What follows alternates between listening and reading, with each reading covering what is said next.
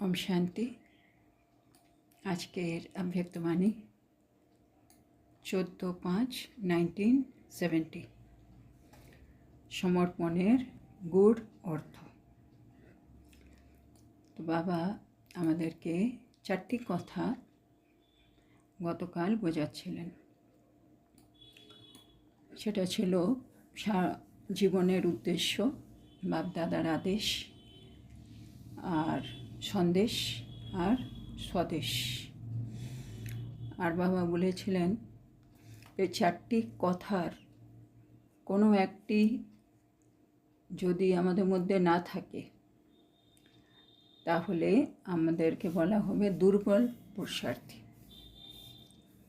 তো এই চারটি কথাগুলো আমরা যদি দেখি, এই চারটে আমাদের চারটে সাবজেক্টের মতো হয়ে যাচ্ছে। যেমন জীবনের উদ্দেশ্য, এটা হচ্ছে আমাদের জ্ঞান। বাবার আদেশ মানে শ্রীমত, মানে ধারণা।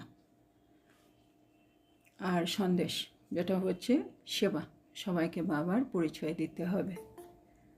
আরেকটা হচ্ছে স্বদেশ, মানে এখন আমাদের বাড়ি ফিরে যেতে হবে, মানে স্মরণ। তো আমাদের চারটে সাবজেক্ট মূল, আর চারটে সাবজেক্টেই আমাদেরকে ভালো নম্বরে পাস করতে হবে, তবেই আমরা ভালো পুরুষার্থী হব। যে কোনো একটা সাবজেক্টে কম হলে বাবা বলেছেন তাহলে আমরা ভালো পুরুষার্থী তো হলাম না, আর রেজাল্টটাও ভালো হবে না। গতকাল বাবা আমাদেরকে জাস্টিস বলেছিলেন আর ল মেকার। এবার বাবা আমাদেরকে আগে বোঝাচ্ছেন। आज बाप दादा इस सभा को देख के हर्षित हो रहे थे। আজকে বাবা এই সভাকে দেখে খুব উৎফুল্ল হচ্ছেন। कितने लॉ मेकर्स इकट्ठे हुए हैं, है ना। বাবা বলছে আমরা সকলে ল মেকার্স, সেজন্য কতগুলো ল মেকার্স একসাথে এক জায়গায় জড়ো হয়েছে। ऐसा अपने को समझ कर चलते हो। তো সবসময় বাবা বলছে নিজেকে এরকম ভেবে চলো কি আমি এখন ল তৈরি করছি, ল মেকার আমি। इतनी बड़ी जिम्मेवारी समझकर चलने से फिर छोटी छोटी बातें स्वतः ही ख़त्म हो जाती है।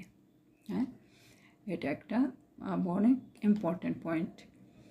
যখন আমরা কোনো বড় দায়িত্ব নিই তখন যে ওর আশেপাশে যে ছোট ছোট বিষয় থাকে সেগুলো কিন্তু অটোমেটিক সমাপ্ত হয়ে যায়, তাই না। যখন কোনো একটা বড় কাজ থাকে তখন আমরা অনেক ছোট ছোট কাজ যেগুলো থাকে, ঠিক আছে এটা ছেড়ে দাও, এটা ভুলে যাও, এটা পরে হবে, এই সেই করে যে মেইন যে বড় কাজ তার দিকে আমরা ছুটে যাই। তো সেজন্য বাবা বলছে আমরা যদি সবসময় নিজেকে ভাবি আমি হচ্ছে ল মেকার্স, হ্যাঁ না। বা গতকাল বলছিলেন আমাদের পেছনে কত লোক আছে, মানে আমাদের পেছনে সত্যযুগে প্রজাও থাকবে আর ভক্তরাও থাকবে পেছনে। তাহলে এতজন আমাদের পেছনে চলছে, মানে আমি যা করব সেটা দেখে তারা ফলো করবে। তাহলে আমাকে প্রতিটা সংকল্প, আমার কথা, আমার বলা, আমার চলা সব কিছু কত দায়িত্ব নিয়ে করতে হবে, কেন এটা ফলো হচ্ছে। তখন আমি এই ছোটো ছোটো বিষয় যেগুলো আমি ভুল করি সেগুলো আমার অটোমেটিক বন্ধ হয়ে যাবে। এখন সেরকম বাবা বলছেন দায়িত্ব নিয়ে চলো। স্লোগান भी है जो कर्म मैं करूँगा मुझे देखकर सभी करेंगे। তো আমাদের একটা স্লোগানও আছে, বাবা দিয়েছেন, যেমন কর্ম আমি করব আমাকে দেখে সকলে করবে। ये स्लोगन सदैव याद रखेंगे तब ही कार्य ठीक कर सकेंगे। তো বাবা বলছে যদি এই স্লোগানটা আমরা সর্বদা মনে রাখি তবেই কিন্তু আমরা সব কার্যকে ঠিক করে করতে পারব। अपने को अकेला नहीं समझो। হ্যাঁ, এটাই হচ্ছে আমাদের মূল পয়েন্ট, কি নিজেকে আমি একা ভাববো না। বাবা বলছিলেন একটা মুলিতে আমি যদি ঘরে একাও থাকি তখন আমরা মনে হয় যেরকম খুশি তা করতেই পারি, এই মুহূর্তে তো কেউ দেখছে না। তো বাবা বলছিল না, এরকম না, তোমাদের পেছনে অনেকজন আছে সেটা ভাবো, আর নিজেকে একটা স্টেজে ভাবো আমি একটা স্টেজে, আমাকে অনেকজন দেখছে, তারা ফলো করবে। তো এরকম, তো এটাও যদি আমাদের মনে থাকে কি আমি কখনো একা নই, আমাকে ফলো করা হচ্ছে, কপি করা হচ্ছে, তাহলে বাবা বলছে আমরা অনেক তাড়াতাড়ি নিজের পুরুষার্থের মধ্যে এগিয়ে যেতে পারব। आप एक एक के पीछे आपकी राजधानी है। তোমাদের এক একজনের পেছনে তোমাদের রাজধানী আছে। वे भी आपको देख रहे हैं। তারাও আমাদেরকে দেখছে। इसलिए ये याद रहे कि जो कर्म मैं करूँगा मुझे देख सभी करेंगे। সেটা বাবা বলছে সবসময় মনে রাখো कि যে কর্মটা আমি করব আমাকে দেখে সকলেই করবে। इससे क्या होगा মানে এতে কী লাভ হবে? सभी के स्वभाव और संस्कारों का समर्पण समारोह जल्दी हो जाएगा। তো এতে কী লাভ হবে? আমাদের সকলেরই স্বভাব সমর্পণ করতে হবে, সংস্কার সমর্পণ করতে হবে, ওই সমারোহগুলো অনেক তাড়াতাড়ি হয়ে যাবে। কেন সবসময় আমরা নিজেকে ঠিক জায়গায় রাখছি, ঠিক স্বভাব ঠিক সংস্কার বারে বারে ফলো করছি, তো তাতেই আমাদের মধ্যে যেগুলো যেগুলো ছাড়তে হবে ওগুলো আমরা ছেড়ে যেগুলো যেগুলো ধারণ করতে হবে সেগুলো আমাদের মধ্যে চলে আসবে। তাহলে স্বভাব সমর্পণ আর সংস্কার সমর্পণ এই সমারোহ আমরা তাঁতি করতে পারব। अब इस समारोह को स्टेज पर लाने के लिए जल्दी जल्दी तैयारी करनी है। তো বাবা বলছে এখন এই সমারোহটাকে স্টেজে নিয়ে আসতে হবে, মানে আমরা তাঁতি স্বরূপে চলে এলে বাবা আমাদেরকে স্টেজে ডেকে নেবেন, তার প্রস্তুতি নিতে হবে। আচ্ছা, তারপরে দো কুমারিও কা সমর্পণ সমারোহ। হ্যাঁ, দুটো কুমারী সমর্পিত হবে, তাদের সমর্পণ সমারোহ চলছে।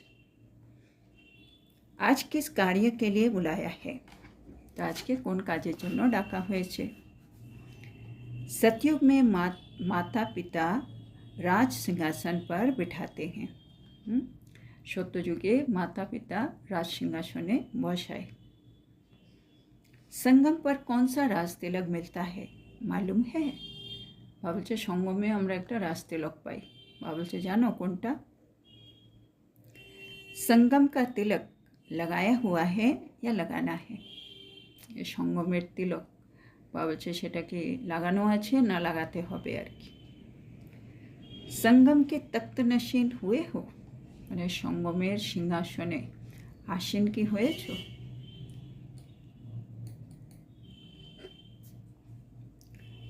সার্ভিস কি জিম্মেদারি কা তাজ है। মানে সঙ্গম যুগেও আমরা একটা তাজ পাই, মুকুট পাই। কোনটা? সার্ভিস কি জিম্মেদারি, হ্যাঁ, সেবার আমাদের দায়িত্ব। और तख्त कौन सा है? আর এছাড়া আমাদের সিংহাসন কোনটা? संगम के तख्त नशीन होने के बाद ही सतयुग के तख्त नशीन होंगे। বাবা বলছে সঙ্গমের আমি যদি সিংহাসনে আসীন হই তবেই আমি সত্যযুগে সিংহাসনেও কিন্তু আসীন হতে পারব। তো আগে আমাকে সঙ্গম যুগে সিংহাসনে আসীন হতে হবে। এবার বাবা বোঝাচ্ছেন सर्व गहनों से श्रृंगार कर लिया है कि वो भी कर रहे हो। আরেকটা হচ্ছে শ্রৃঙ্গার করতে হবে। তো সব গয়না দিয়ে আমরা কি নিজেকে শ্রৃঙ্গার করে নিয়েছি না এখনো বাকি আছে? सर्व गहनों से श्रृंगार कर लिया है या वो भी अभी कर रहे हो? इस घड़ी गहनों से सजे हुए हो? মানে আমাদেরকে সব রকম গয়না দিয়ে নিজেকে শ্রৃঙ্গার করে রাখতে হবে। তো বাবা বলছে এই মুহূর্তে তোমরা কীরকমভাবে বসে আছো? সব গয়না দিয়ে শ্রৃঙ্গার করে বসে আছো? संगम युग से ही ये सभी रस्म रिवाज आरंभ हो रहे हैं। तो बाबा বলছে এই যে মানে এটা তিনটে তাজ তখ্ত তিলক যেটা বাবা বলে, এই তিনটে জিনিসই বাবা বলছে সঙ্গম থেকে শুরু হবে, আমরা সত্যযুগে গিয়েও এগুলো পাব।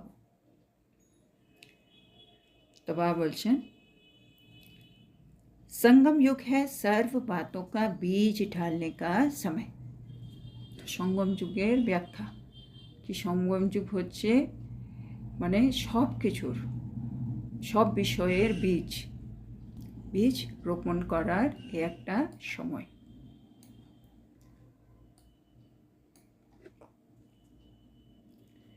जैसे बीज बोने का समय होता है ना, वैसे हर देवी रस्म का बीज डालने का ये संगम युग है। বলছে যেমন যে কোনো বীজ মানে গাছের বীজ সবগুলো আমরা যখন মাটিতে দিই সেটা একটা নির্দিষ্ট সময় আছে। একইভাবে আমরা যখন সত্যযুগে যাব, আমরা যখন দেবতা হব, প্রতিটা দেবতা হওয়ার পরে ওখানে যতগুলো মানে রসম রেওয়াজ, ওখানে যা রীতিনীতি হবে সেগুলো কিন্তু এই সঙ্গম যুগ থেকেই শুরু হচ্ছে। बीज रूप द्वारा सर्व बातों का बीज पड़ता है। মানে বীজ রূপ বাবা আমাদেরকে দিয়ে সব বিষয়ের বীজ এখানে কিন্তু রোপণ করে দেন, তারপরে এগুলো ফলো হয় সত্যযুগেও।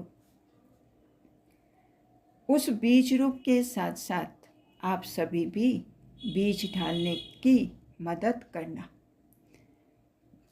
তো বাবা তো আছেনই, বাবার সাথে সাথে বাবা বলছে আমাদেরকেও বাবাকে সাহায্য করতে।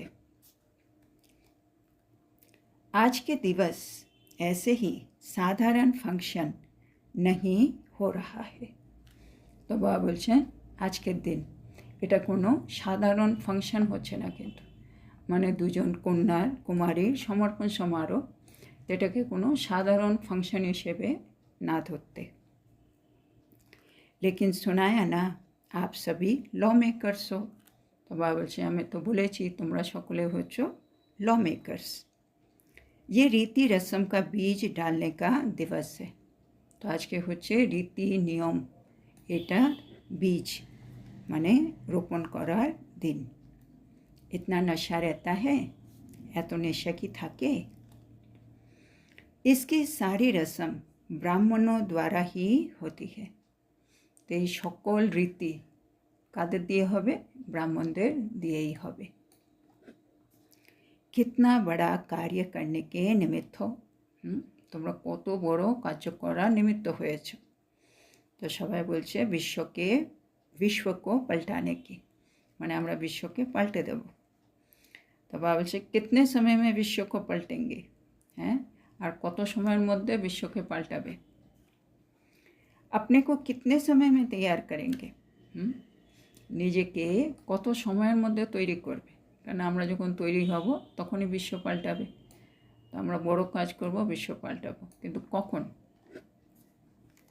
এবার রেডি হো, বা জিজ্ঞেস করছে আমরা কি এবার রেডি আছি? आज सभी अपने को किस रूप में अनुभव कर रहे हो। বা বলছে আজকে সকলে নিজেকে কোন রূপে অনুভব করছো? किस रूप में बैठे हो, কোন রূপে বসে আছো?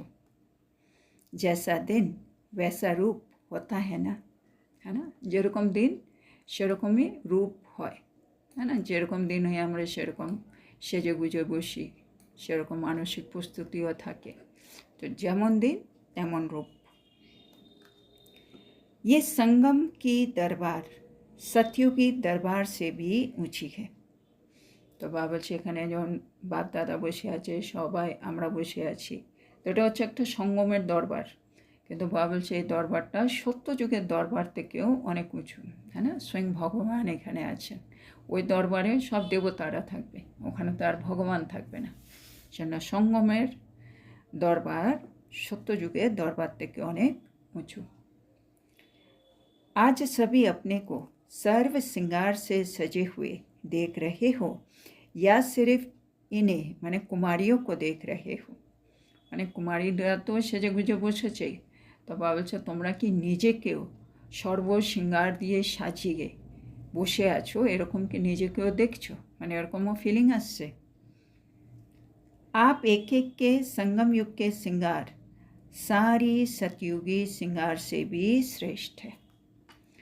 বলছে আমরা এক একজনের এই সঙ্গম যুগে যে আমরা শৃঙ্গার করছি, সেই শৃঙ্গারটা কিন্তু সত্য যুগে শৃঙ্গার থেকেও অনেক শ্রেষ্ঠ, হ্যাঁ না। আমরা এই মুহূর্তে সঙ্গম যুগে কী শৃঙ্গার করি, হ্যাঁ না, দিব্যগুণ হচ্ছে আমাদের এই মুহূর্তের শৃঙ্গার। তো বাবা বলছে সেটা সত্য যুগে শৃঙ্গার থেকে অনেক শ্রেষ্ঠ। तो बाप दादा सभी सिंगारी हुई मूर्तियाँ को देख रहे थे।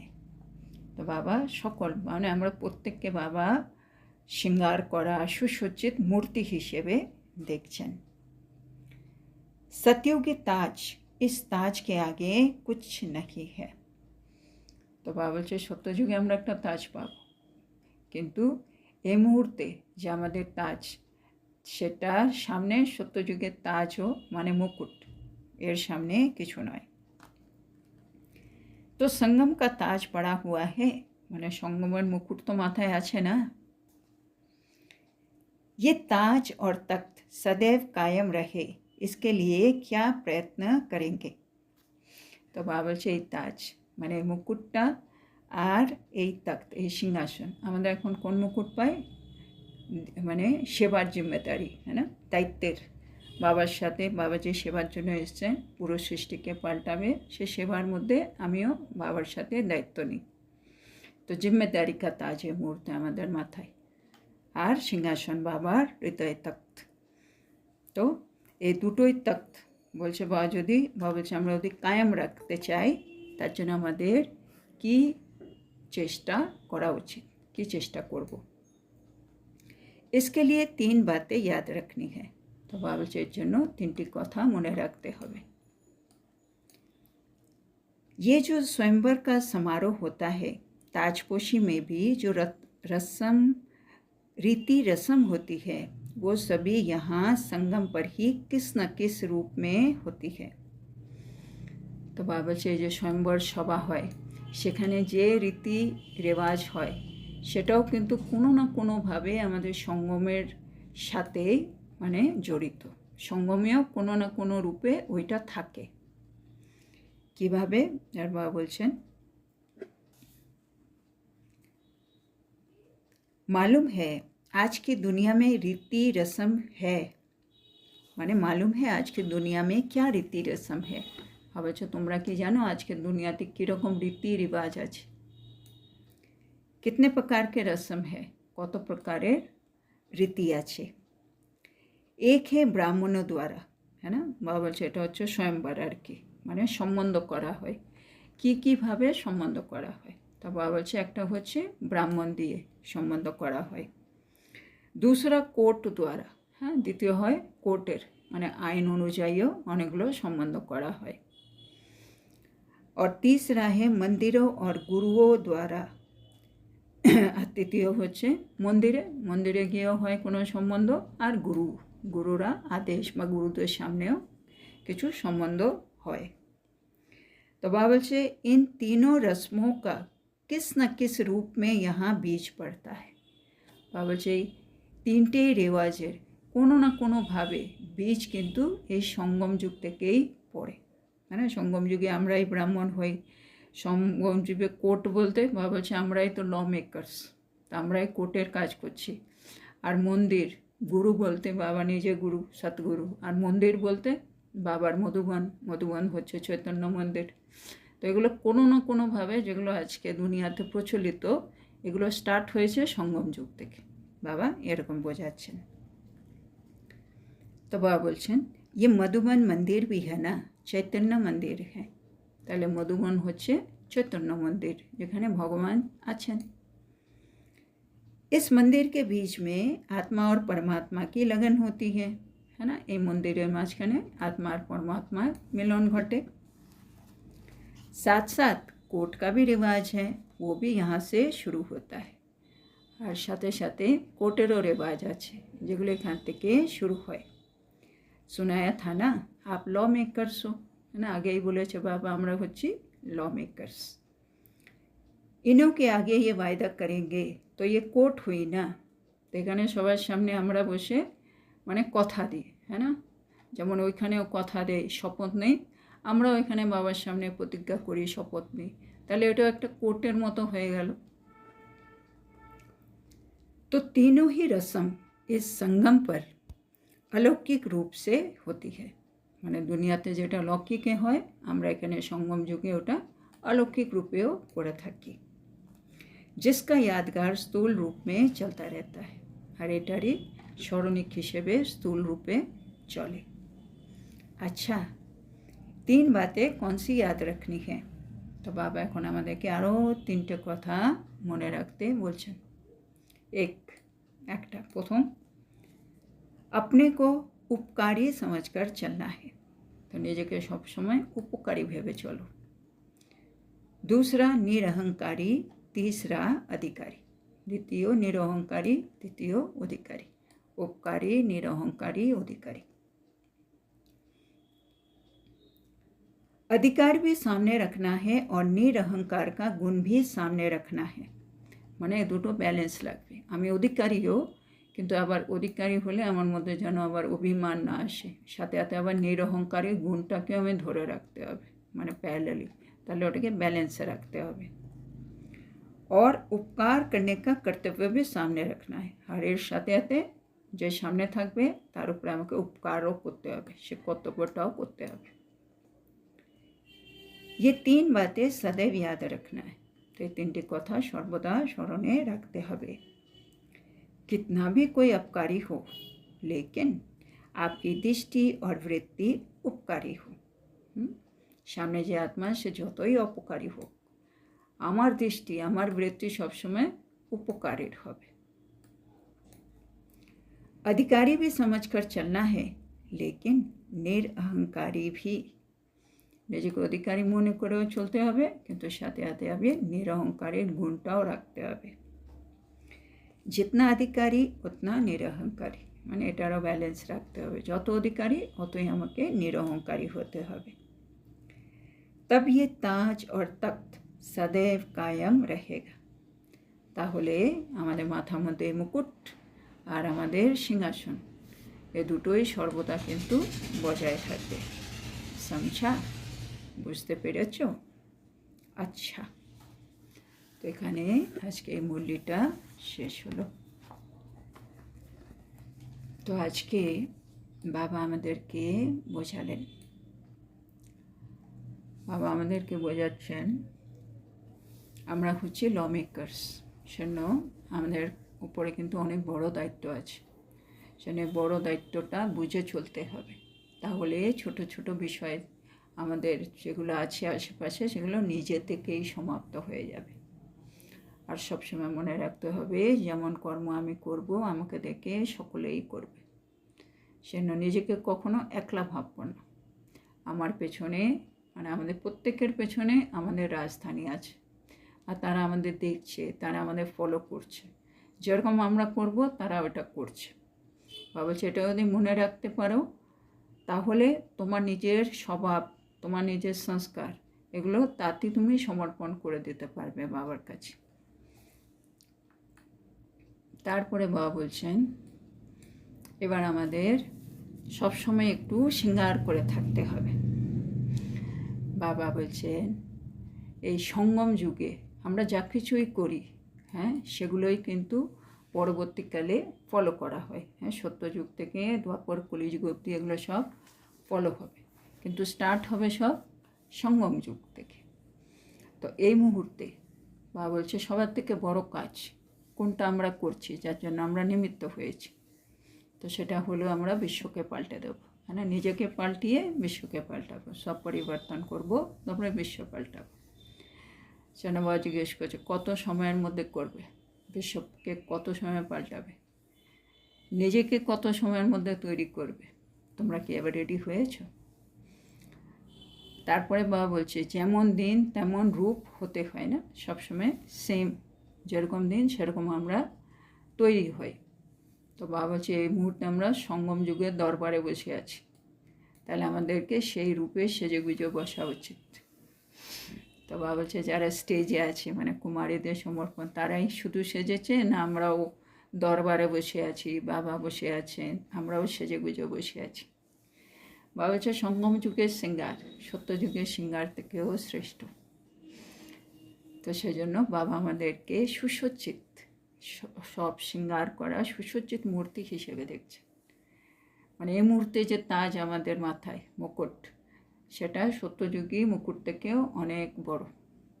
মানে সব কিছু সত্যযুগ থেকে অনেক শ্রেষ্ঠ এই মুহূর্তে যা যা আমাদের কাছে আছে, সে মুকুট, সে সিংহাসন, আর সে আমাদের দায়িত্ব। তারপরে বাবা বললো এবার আমাদের 3টে কথা মনে রাখতে হবে। যেখানে বাবা বললেন এই যে স্বয়ম্বর সভা হয়, সেটা সঙ্গম যুগেও ফলো করা হয়। বলছে ওখানে কি দেখায়, একটা ব্রাহ্মণ, একটা কোট আর একটা মন্দির বা গুরু। বাবা বলছে এখানেও তাই হয়, এখানেও মন্দির হচ্ছে মধুবন, যেখানে আত্মা পরমাত্মার মিলন ঘটে। আর কোর্ট মানে আমরা হচ্ছে সব ল মেকার্স। হ্যাঁ, বাবা বসে আছেন, তার সামনে আমরা শপথ নিই।